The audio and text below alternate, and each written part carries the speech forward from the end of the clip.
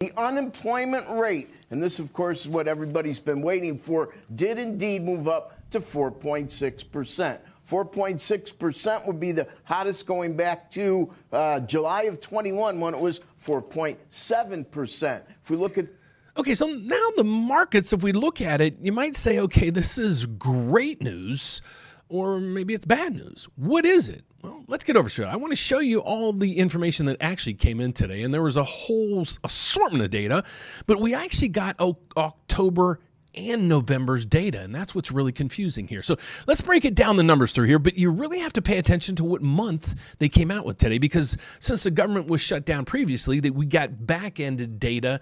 Let me explain. So here's what we want to look at. Non-farm payrolls and average hourly earnings and all this stuff. Make sure you watch the date right here. So this is October, and this is MON, means month over month. Okay, so we have average hourly earnings in October. Previously, reading was 0.2. It actually went up to 0.4.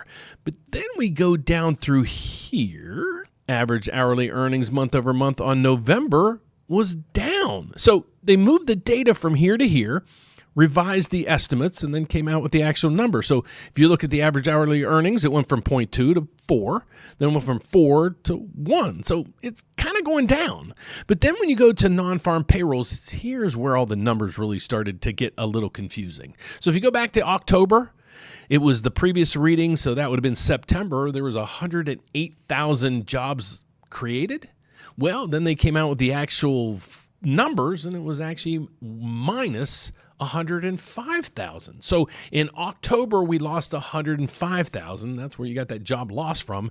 Then they moved that over to the November numbers right through here.